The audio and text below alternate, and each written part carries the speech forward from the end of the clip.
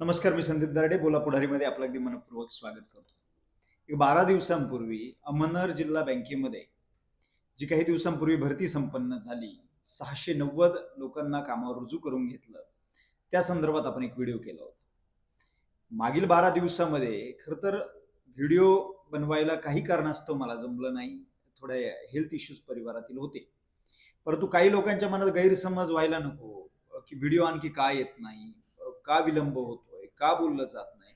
कारण काही एक दोन कमेंट्स त्या पद्धतीच्या आल्या. परंतु आज पुन्हा एकदा अहिल्यानगर जिल्हा सहकारी बँकेच्या संदर्भात ज्या काही कमेंट्स केलेल्या आहेत, जी काही चर्चा सगळीकडे होते, त्या विषयावर बोलण्यासाठी पुन्हा एकदा आपण व्हिडिओ करतो.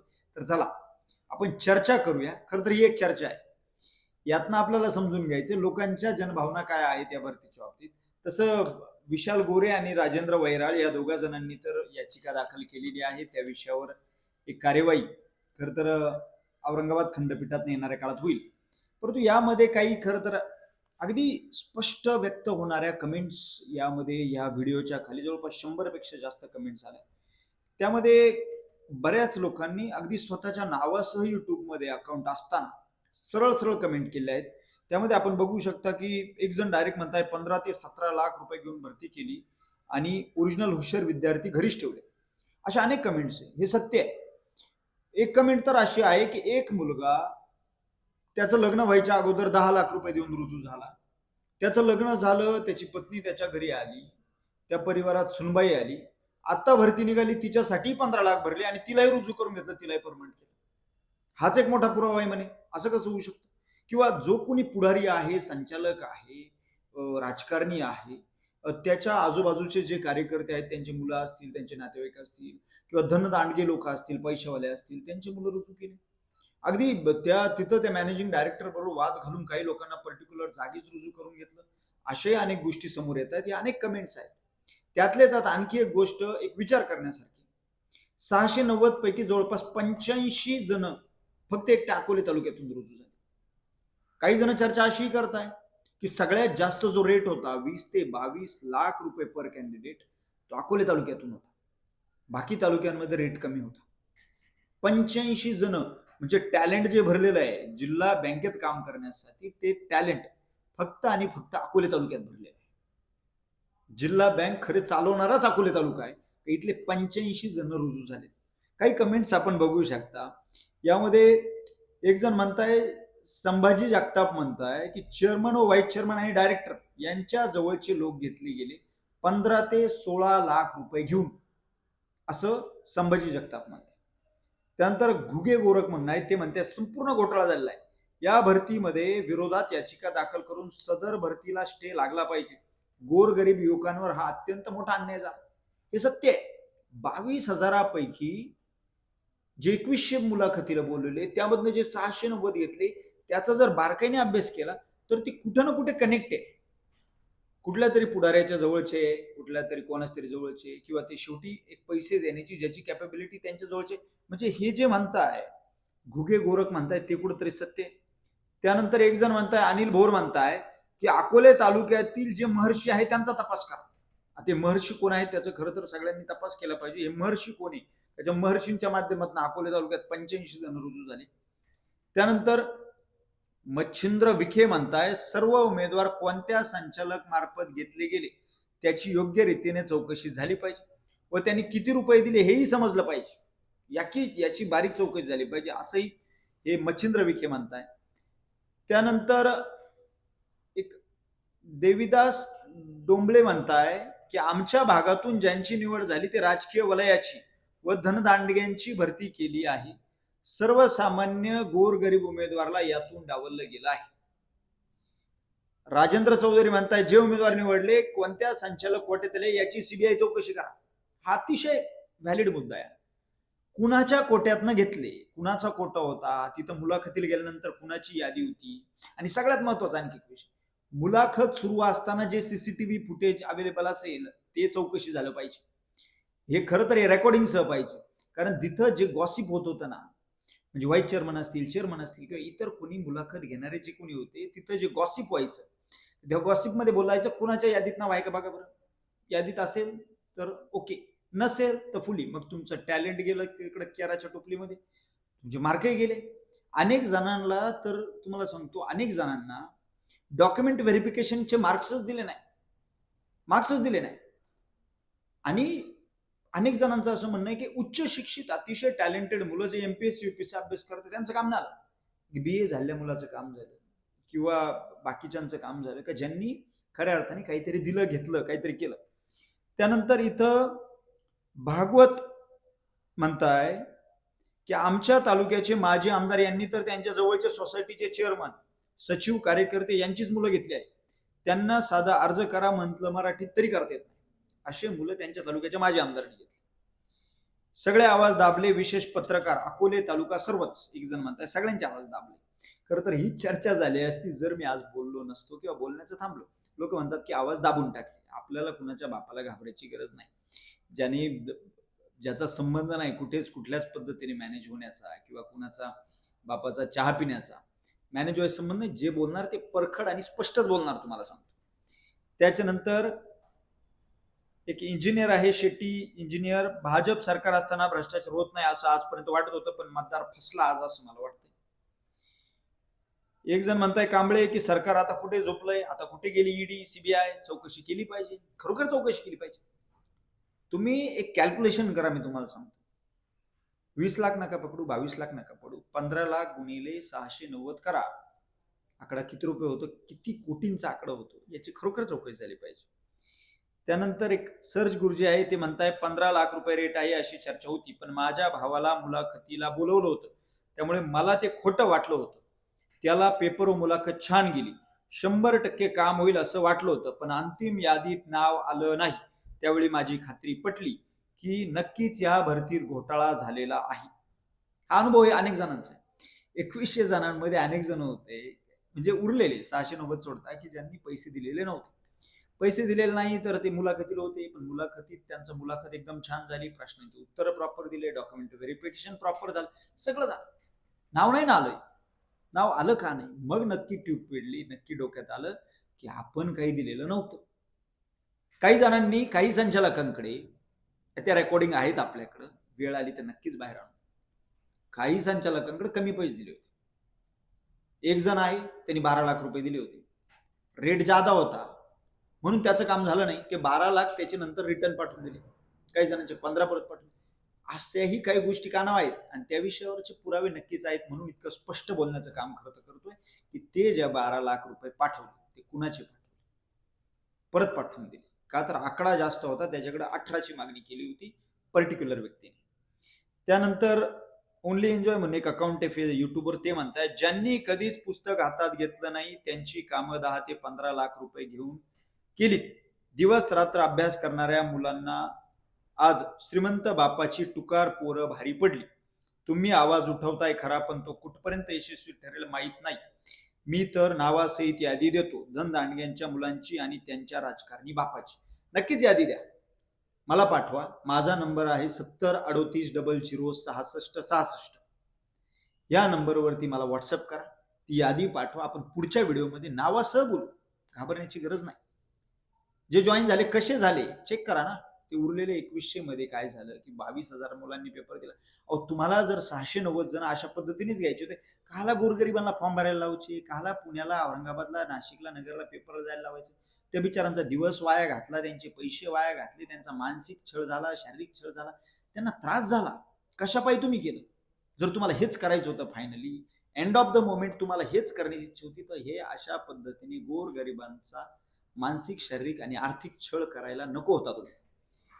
पुढचा विषय, पुढचं एक कमेंट आहे, डॉक्टर किशोर डोंगरे म्हणताय की 20 ते 22 लाख रुपये संगमनेर व अकोले तालुक्यातील रेट होते, हे वास्तव आहे. डॉक्टर किशोर डोंगरे म्हणताय 20-22 लाख रुपये संगमनेर अकोले तालुक्यातील रेट होता, हे वास्तव आहे. इतकं स्पष्ट आहे बोलताय. यामध्ये उमेश पावडे म्हणताय दराडे साहेब थोडं स्पष्ट बोला, काय झालं, किती खर्च झाला. तेच आपण आज बोलतोय उमेशजी, आपण तेच बोलू राहिलो आहे, अगदी स्पष्ट बोलतोय. गणेश सातपुते म्हणताय की गणेश तुपे म्हणताय 16 ते 17 लाख घेतली नोकरीसाठी. त्यानंतर कौसर शेख म्हणताय प्रत्येकाचेच नातेवाईक निवड होत असते, नातेवाईकांनाच घेतला, परंतु ते पण पैसे घेऊन, हे लोक बोलताय. या कमेंट्स मध्ये लोक बोलताय की तिथे तिथे अशा पद्धतीच्या गोष्टी घडल्या. त्यानंतर सुनील तांबे म्हणताय की 15 लाख घेऊन भरती केली, सर्व संचालकांची नार्को टेस्ट करा, दूध का दूध पाणी का पाणी होईल. खरोखर खरोखर का अडचण काय नार्को टेस्ट करायला? तुम्ही जर तितके प्रामाणिक आहात, तितके पारदर्शी आहात, तर करा टेस्ट. किंवा ह्या लोकांचे मी तर म्हणतो सीडीआर काढा. त्यावेळेचे यांचे फोन कुणाला झाले, त्यावेळी काय काय झालं, यांचा तपास औरंगाबाद खंडपीठाने आदेश दिले पाहिजे. यांचे सीडीआर तपासले गेले पाहिजे. यांच्या जवळच्या लोकांचे, या संचालकांचे, या चेअरमन व्हाईस चेअरमनचे, यांचे एमडी ह्या सगळ्या लोकांचे सीडीआर काढले पाहिजे. असा कोर्टाचा खरं तर येणाऱ्या काळात आदेश आला पाहिजे. यांची सखोल तपासणी झाली पाहिजे. काय काय झालंय, काय काय घडलंय, काय काय दडलंय याच्यामध्ये, कसं किती किती रुपयापर्यंत हा विषय गेला असेल विचार करा तुम्ही. त्यानंतर विशाल पारिस्कर म्हणताय खूप मोठा घोटाळा झाला आहे, सहकार क्षेत्र जेथून सुरू झाले तेथे असे प्रकार घडत आहे, महाराष्ट्राचा बिहार करून ठेवला या लोकांनी. खरोखर मागील व्हिडिओत मी म्हणलो होतो सहकाराची मुहूर्तमेढ या अहिल्यानगर जिल्ह्यातून रोवली गेली. अहिल्यानगर जिल्ह्यामध्ये साखर कारखानदारी असेल, इतर सहकारी पतसंस्था असतील, इतर सहकारी बाजार कमिट्या वगैरे सहकारी संस्था असतील किंवा अहिल्यानगर जिल्हा सहकारी बँक असेल, या सहकार्याची पाळंमुळं इथून रोवली गेली, इथनं घडले. आणि इथं इतका मोठा घोटाळा की लोक म्हणताय की अहो बिहार करून ठेवला तुम्ही या अहिल्यानगर जिल्ह्याचा. खरोखर बिहार केला सर. ही लोकांचा इतका तळतळ करून लोक बोलता, ही परिस्थिती आहे. याच्यानंतर विनायक बिताके म्हणताय विना सहकार नाही भ्रष्टाचार आमचं ध्येय. इतकं प्रखर लोक बोलताय. त्यानंतर हे श्रीकांत शेवाळे म्हणताय अकोले ते काने या आधीच्या भरतीत मुलगा, आत्ताच तुम्हाला सांगितला तो विषय. श्रीकांत शेवाळे म्हटले मुलाने 10 लाख रुपये देऊन मुलगा लावला, आता सुनबाई पण या भरतीमध्ये 15 लाख देऊन रुजू झाली. म्हणजे दोघे जण वेल सेटल्ड प्रॉपर, काही अडचण नाही. किती मार्क पडले याचं काही समजलं नाही. मारुती खैरनार पाटील म्हणतात किती मार्क पडले कुणाला काय, याच्यात कुठली ट्रान्सपरन्सी नाही. जे नाव आले यादीला झाले ते रुजू होऊन घेतले, काही सांगितलं गेलं नाही का किती मार्क पडले, काय पडले, डॉक्युमेंट व्हेरिफिकेशनला काय, मुलाखतीत किती, काय किती, काही याच्यामध्ये क्लॅरिटी ज्या पद्धतीने द्यायला पाहिजे ती झाली नाही. त्यानंतर राजेंद्र गर्जे पाटील म्हणताय की जिल्हा बँकेच्या नोकर भरतीचा इतिहास पहिल्यापासून भ्रष्टाचारीच आहे. राजेंद्र गर्जे पाटील का यांच्या भरतीचा इतिहास आजपर्यंत भ्रष्टाचारीच आहे. दरवेळी एक तर स्टे येतो, याचिका दाखल होतात, कुणाला तरी हस्तक्षेप करावा लागतो, कुणाला तरी टीका कराव्या लागतात, परंतु याच्यातनं हे यांना माहिती आहे खालून पासून वरपर्यंत सगळं आपलंच आहे, घाबरायची गरज नाही. म्हणजे पालकमंत्र्यांचे खरं तर अत्यंत विश्वासून जवळचे कर्डिले पाटील. त्यानंतर मुख्यमंत्री बीजेपीचे आहेत, केंद्रात शासन त्यांचं आहे, त्यामुळे साहजिक ते घाबरत नसावेत अशी परिस्थिती असेल किंबहुना. त्यानंतर पराग केदार म्हणताय सर माझ्या मुलाला फार सोपा पेपर गेलता, पण उत्तर पत्रिकाची कार्बन कॉपी संख्या न मिळाल्याने मुळे आम्हाला काहीच कळले नाही, झालंय काय हेच कळालं नाही. पेपर सोपा गेलता, कळलंच नाही काय झालं. त्यानंतर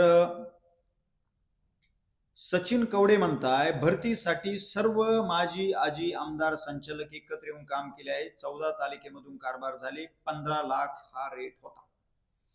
सचिन कवडे पाटील म्हणताय.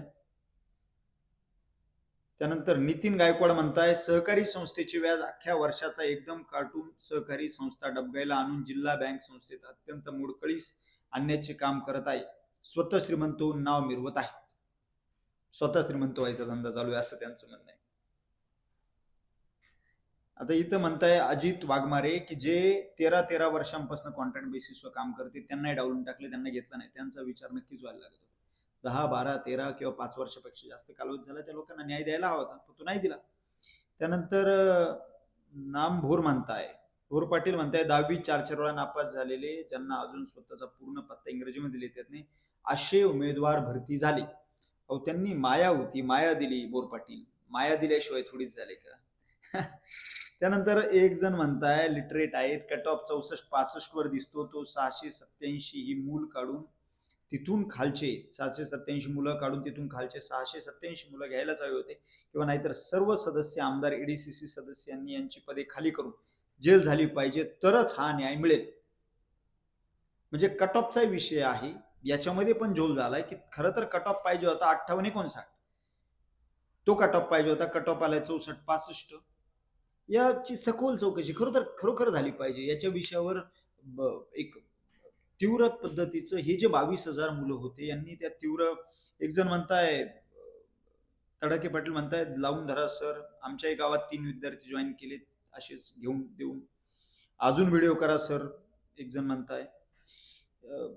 आता काहीच होत नाही, खरं काय खोटं काय कळत नाही. एक जण म्हणताय का तुम्ही पण आता मॅनेज व्हाल कुठपर्यंत टिकाल माहित नाही, असे बोललं जाते. भरती कशाला घेत असतील, डायरेक्टर भरा ना पैसे घेऊन, असे हे म्हणताय. तुषार वाळे म्हणताय बँकेमध्ये कुणी बोधले साहेब म्हणून आहेत, ते सर्व मॅनेज करतात, असं रोनित म्हणताय. कुणी बोधले साहेब आहेत ते सगळं मॅनेज करतात. 15 लाखाचे भाव असल्याची चर्चा होती. पुढचा व्हिडिओ कधी येईल तुमचा? संतोष नायकवाडी आज व्हिडिओ बनवतोय. संतोष भाऊ, हा व्हिडिओ आज आला, तुम्ही म्हणत होते कधी येईल. तर 15 लाख आहे तेवढं पण बघा. चेअरमन सस्पेंड करून चौकशी करा, अशोक पारणे म्हणताय. BA पास नोकरी लागले, BCom BSc झाले, लागले नाही. तुमच्या पण घरातून एक काम झालंय असं ऐकलं आम्ही. प्रथमेश सहाने मी कमेंट केली, तुमच्या पण घरातून काम झाले, माझ्या घरातनं कोणाचं काम झालेलं नाही, काही संबंध नाही. कोणी भरतीमध्ये आता जॉईन झालेलं नाही. प्रथमेशजी, तुम्ही स्वतः तपासून बघा की तुम्ही तुमच्या बाबतीत काय झालं, मला पुढचं बोलायचं नाही.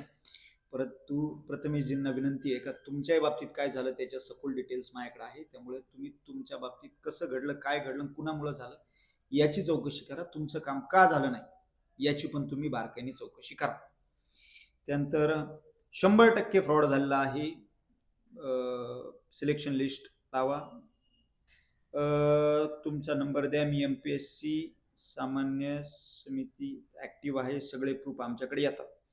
संग्राम बंगाल पाटील, माझा नंबर आत्ताच मी सांगितला 7038006666, या नंबरवर नक्कीच तुम्ही डिटेल्स पाठवा. तुमच्याकडे सगळे डिटेल्स आहेत आणि या विषयावर बोलण्याचं काम मी नक्कीच करेन. अनेक कमेंट्स आहेत, शेकडो कमेंट्स आहेत. या सगळ्या विषयावर खरं तर बोलायला प्रचंड वेळ लागेल, पण माझं बघा मित्रांनो एकच म्हणणं आहे का ही जी भरती पार पडली हिच्यामध्ये इतका मोठा घोटाळा होता असेल आणि 22,000 जण आहेत अर्ज करणारे. 22,000 लोकांचा रेटा जोपर्यंत येत नाही, याचिका दाखल होत नाही, आवाज उठवला जात नाही, बोललं जात नाही, तोपर्यंत न्याय मिळणार नाही. आणि हे चालूच राहील पुढच्या वड्यात. आताही म्हटलं जातंय की पुढे जून जुलैमध्ये परत 500 लोक भरणारे, हे करणार ते करणार, हेच चालणार आहे. असंच होणार आहे, कुठलाही न्याय मिळणार नाही.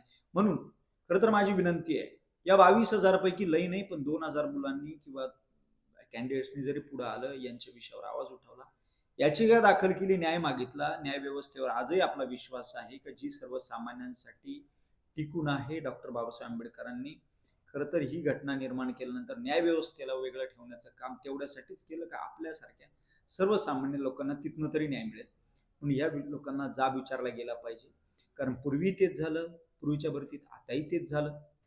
आणि सगळे शेकडो लोक जर एका पद्धतीने बोलत असतील तर कुठलं तरी त्यात तथ्यबंत. हे सगळे लोक वेडे नाहीत, हे माझं जिल्हा बँकेचे चेअरमन, व्हाईस चेअरमन, संचालक आणि त्या लोकांना जोडलेले सगळेजण तथा जिल्ह्याचे पालकमंत्री राधाकृष्ण विखे पाटील यांना म्हणणं आहे की अशा पद्धतीने भरती होऊन गोरगरीब सर्वसामान्य शेतकरी मजुरांच्या मुलांवर तुम्ही अन्याय करताय, असं जनतेचं म्हणणं आहे. तो अन्याय आपण करू नका, याच्यात पारदर्शकता आणा. आता जी चौकशी होणार आहे ती पारदर्शकपणे झाली पाहिजे. खरं तर याचिका दाखल केल्यानंतर या लोकांना हजर राहण्याचे आदेश औरंगाबाद खंडपीठाने दिलेले आहेत. त्यानुसार एक पारदर्शी चौकशी होईल. यांची चौकशी घडून यावर एक चौकशी समिती गठवून येणाऱ्या काळामध्ये दूध का दूध पाणी का पाणी होईल, सर्वसामान्यांना न्याय मिळेल. या भरतीच्या बाबतीत स्टे नक्कीच लागेल अशी पण अनेक जण अपेक्षा व्यक्त करतात.